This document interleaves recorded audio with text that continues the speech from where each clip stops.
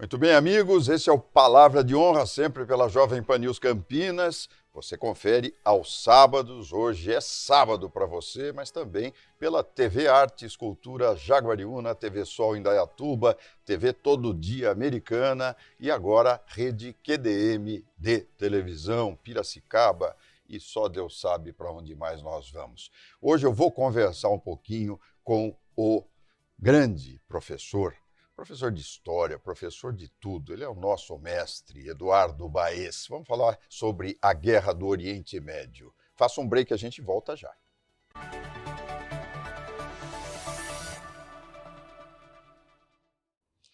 Caríssimo Eduardo Baez, você é sempre nosso companheiro da Jovem Pan, dando os seus pitacos sobre tudo, né? Sobre política, sobre tudo. E eu acho que a questão da guerra do Oriente Médio chama muito a atenção, porque está numa crescente, né, Baez? É impressionante como aquilo não termina, é uma guerra milenar. Né? Tudo bem com você, Baez? Tudo bem, Thanos, que bom estar aqui com você mais uma vez, conversando, batendo papo.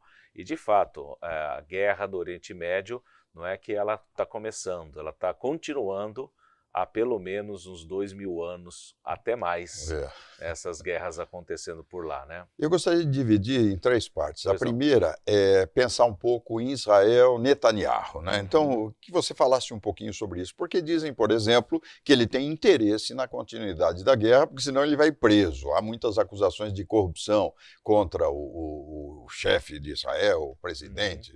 É presidente, né? Ele é presidente. Então, ele é o presidente. Contra o presidente. Israel é um país, é uma nação parlamentarista, presidencial, com presidente, porém com um parlamento forte. Né? Ele é o quê? O presidente? Ele é o presidente. Não, ele é o primeiro-ministro. Ele é o primeiro-ministro de Israel. Ele que toma as decisões. Exatamente. Você tem o chefe de Estado, ele é o chefe de governo. Né? E o grande problema nessa questão em Israel hoje é o chamado governo de coalizão. É um governo de coalizão porque ele não tem a maioria das cadeiras do parlamento, então para poder governar tem que ter essa coalizão com outros partidos, e o grupo que o apoia é o grupo mais radical. Seria o que nós chamaríamos hoje de uma extrema-à-direita, né? O termo correto é esse, né? Extrema-à-direita, né, de Israel, que é um grupo sionista, não é um grupo religioso, não tem a ver com a religião judaica, e sim tem a ver com a questão da geopolítica na região, que não tem a ver com a questão judaica, com a religião judaica, mas se ampara nos escritos religiosos para legitimar o território de Israel. Se você pegar o trecho, né, da Bíblia, do Antigo Testamento, onde Jeová, Yahvé, fala para Josué que ele vai pegar toda aquela terra que lhe é prometida, o território que é descrito ali não é apenas aquele território de Israel, ele vai até depois do Iraque. Então eles usam essa justificativa para dizer que toda aquela terra tem que ficar sob controle de Israel, nesse contexto a partir do século XX, XXI. Muito bem, então nós temos essa visão hoje de Israel. Essa posição do Netanyahu tem a ver com os processos de corrupção? Manter a guerra interessa ao governo? Manter a guerra interessa muito ao governo.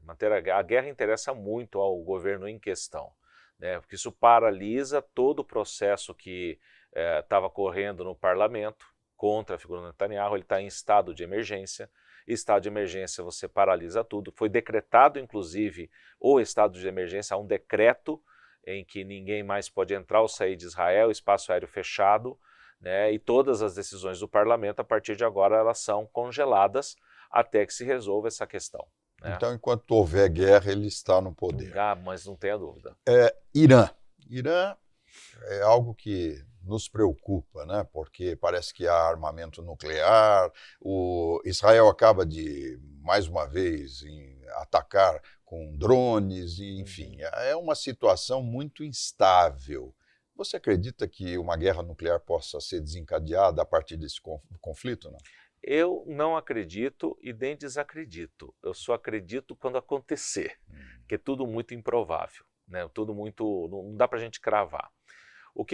Só para a gente lembrar dos Estados Unidos. Os Estados Unidos justificaram a invasão do Iraque, dizendo que no Iraque existiam armas químicas de destruição em massa. Entraram no Iraque e não encontraram nada. Israel está justificando o seu direito de existir pelo fato de que o Irã está enriquecendo urânio para uma bomba atômica, para umas 10 ou 15 ogivas nucleares. Basta uma para varrer Israel do mapa. Em nome dessa defesa, Israel teria feito esse ataque preventivo. Sim. Mas é importante entender que existe uma questão estratégica de Israel nesse ponto. Entender o Irã como um player fundamental do Oriente Médio. Lembrar que o Irã não é um país árabe. O Irã é um país que, não sendo árabe, ele é concorrente, ele é rival das nações árabes do Oriente Médio. E Israel, antes disso, fez uma aproximação da Arábia Saudita, dos Emirados Árabes Unidos, do Bahrein, que são países árabes, né? E com isso eles estão isolando politicamente o Irã. Você pode notar que depois do ataque de Israel ao Irã, nenhum país árabe se levantou em defesa do Irã, porque o Irã não é um país árabe, o Irã é um país persa, embora ele seja muçulmano também como os demais, sim, mas é um país persa. E, portanto, não há essa identifica-se o Irã, sim, como um rival, sim, do mundo árabe. Né? É verdade, sem dúvida alguma. E a faixa de Gaza? Porque o Trump parece que queria fazer uma série de resorts ali, né? Já pensou os palestinos ali servindo os resorts, trabalhando? O Trump já tinha uma solução para aquilo, né? Virar uma colônia de férias, né? Mas me parece uma ideia muito longe da realidade. Muito longe, e também existe a questão de que os palestinos não são bem-vindos nos países árabes.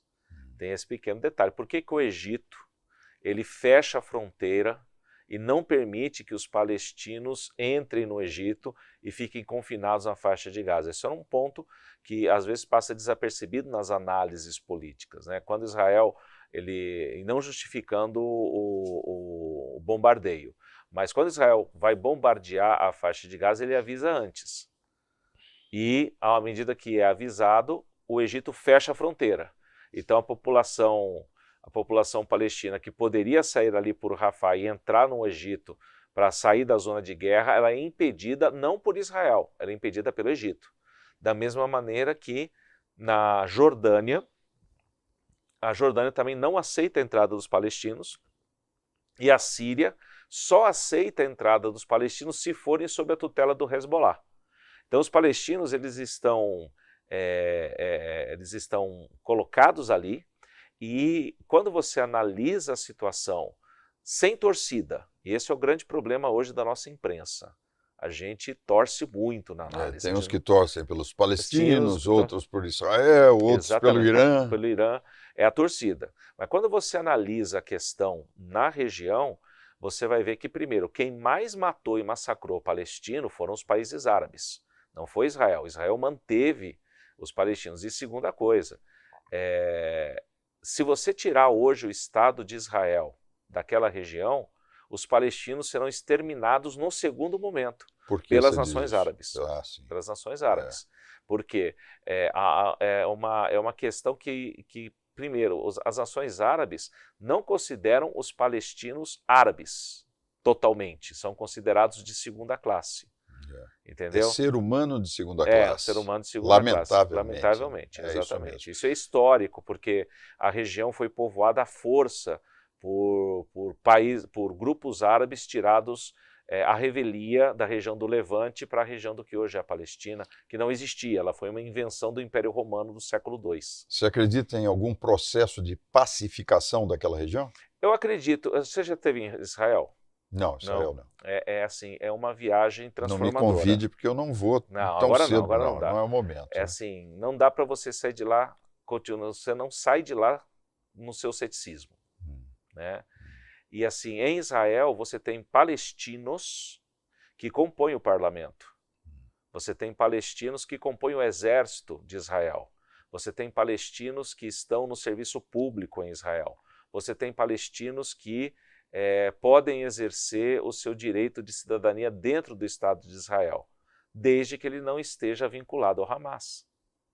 entendeu? Agora, o problema é o Hamas. esses dois grupos, Hamas, naquela região da faixa de Gaza, Certo. e o Hezbollah, sul do Líbano. Líbano, não é? São todos financiados pelo Irã. Exatamente. E eu quero que você fale no próximo bloco sobre isso, Pois não. porque esse financiamento também ele impulsiona o aquecimento naquele meio Oriente Médio. Não é? A gente vai conversar no próximo bloco. Eu vou fazer um breve intervalo e a gente volta já.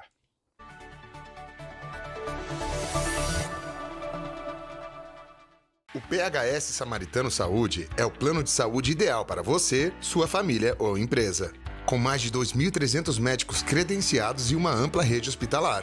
Oferecemos centros clínicos, exames, internação, maternidade, UTIs, medicina preventiva e telemedicina.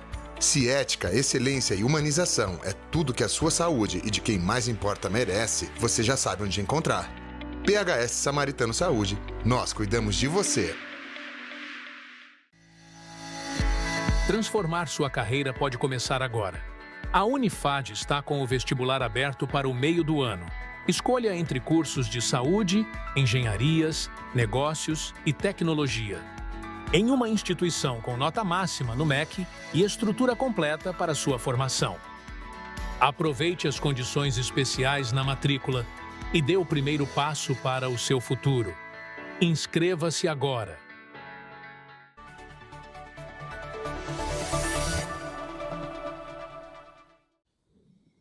Muito bem, amigos, de volta aqui pela Jovem Pan News Campinas e também da Dayatuba, TV Sol, Jaguariúna, TV Artes, lá é cultura, você transmite a cultura, Baez. E eu falei americana é a TV todo dia, e a rede QDM de televisão que está chegando em Brasília, você acredita uma coisa dessa? Olha só. Nós estamos aí espalhados, né, ligando a maior rede de comunicação no interior do estado de São Paulo. E eu quero incentivar muito mais isso ainda, porque em breve os nossos jornais locais vão estar integrados aqui nesses canais.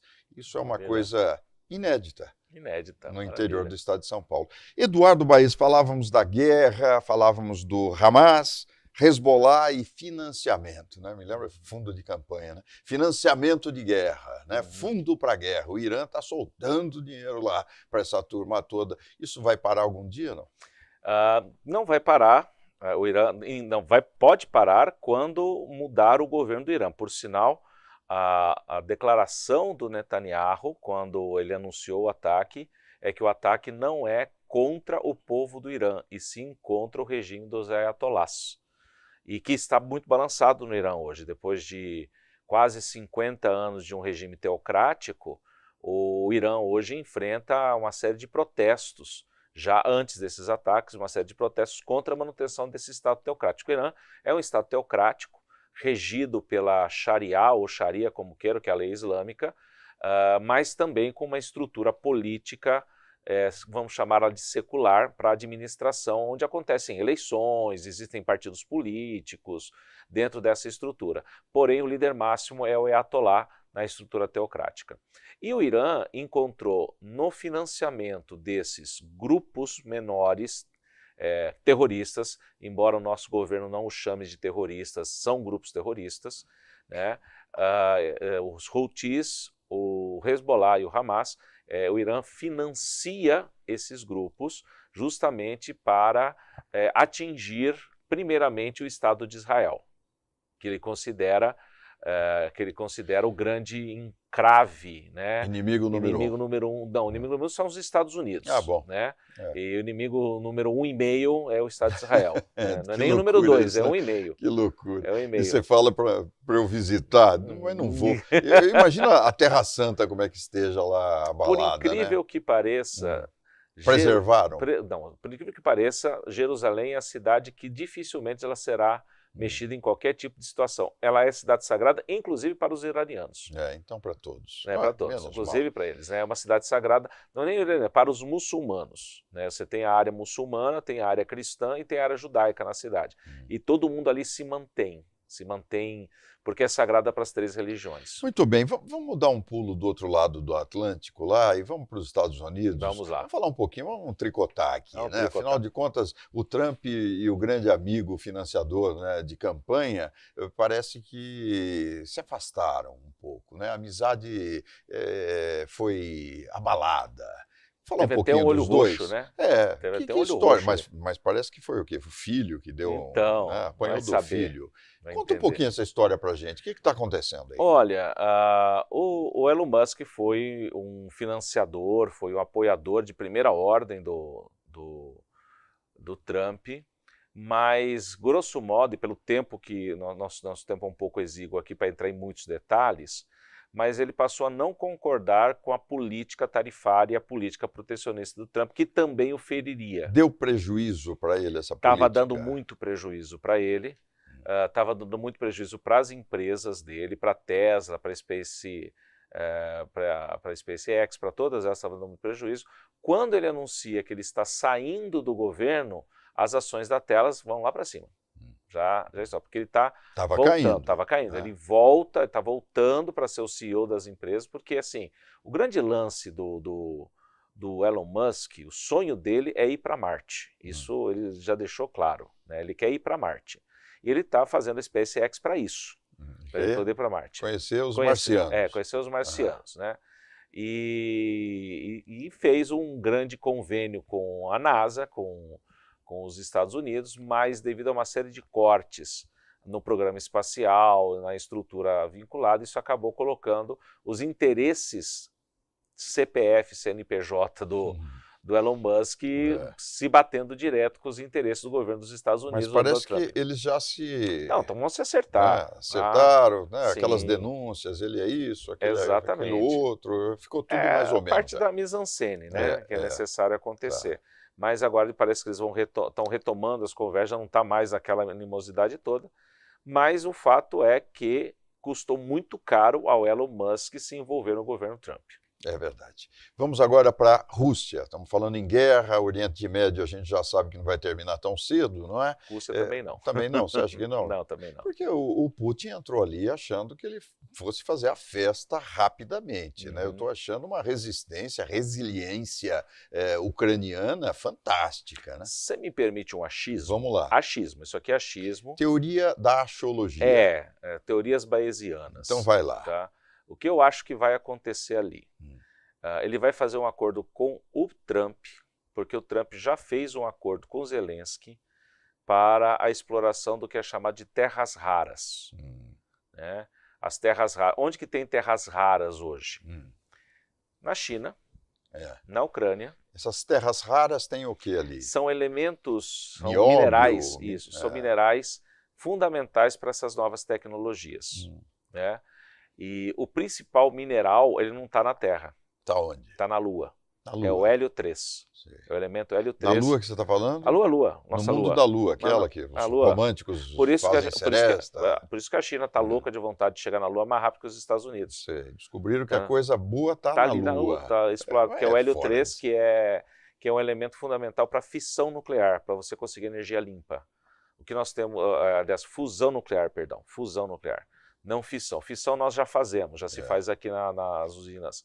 Mas a fusão a frio, que seria uma fonte de energia inesgotável. Né?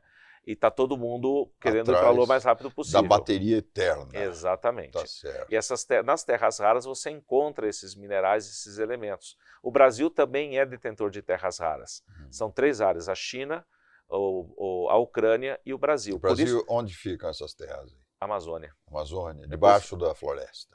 É um problema, né? É um problema. É um problema. Você sabe quem tá a Marina que o diga. Você sabe quem está comprando a maior parte das terras da Amazônia hoje? Não tenho ideia. A China. A China. Empresas chinesas. Ela vai ser, já vai ter bambu para todo lado. Exatamente. Então. Que coisa Quando tiver flecha e quando tiver bambu, tem flecha. Ai, Baez. Também não termina tão cedo essa guerra lá. Também não. Parece que o Lula voltou ao protagonismo e tal.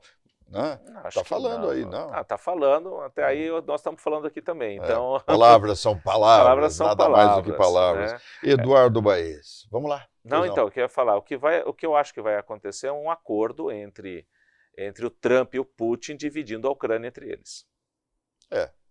É o que tem parecido, né? Dividido Agora, o Zelensky daqui a pouco roda. A coisa está bem estratégica, né? Porque o Zelensky tem bombardeado com drones, ele fez algumas investidas assim surpreendentes, né? Inesperadas. O que mostra que o Putin, se ele quisesse de fato, ele já teria entrado em Kiev.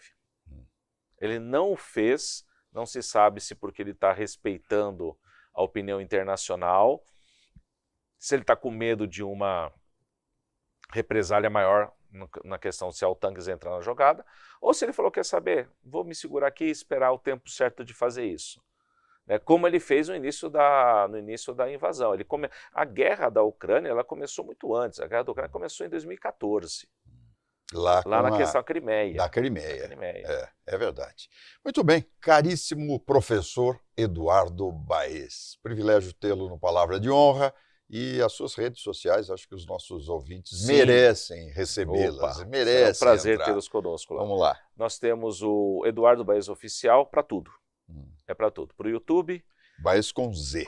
Baez com Z. Eduardo Baez Oficial. No Instagram eu compartilho o meu dia a dia de sala de aula, eu compartilho as minhas lousas, eu compartilho os meus resumos, compartilho as matérias que eu utilizo. No YouTube são os meus cursos, onde eu tenho cursos de história completos para quem quiser fazer, totalmente gratuito esses cursos, também Eduardo Baez Oficial. E eu tô no TikTok, não sei para que eu tô no TikTok, mas eu tô lá. Mas daí Ibope, né? Você faz o que no TikTok? No TikTok não danço, não danço. Não tem dancinha. Faço pequenos vídeos falando sobre algum assunto, geralmente algum assunto ligado à história. Mas vai ser, com certeza, vídeos proveitosos. Sim, sempre são. Nos vemos na Jovem Pan ao vivo. Se Deus quiser, em breve. Se Deus quiser. Tá Muito bom. bem, você conferiu Palavra de Honra e semana que vem a gente volta sempre na sua cidade, ou pelo YouTube, ou pelo Instagram. Você confere as melhores entrevistas da região. Quem sabe você encontra alguém da sua cidade aqui comigo no Palavra de Honra. Eu faço um break final. Semana que vem a gente se fala ou a gente se vê.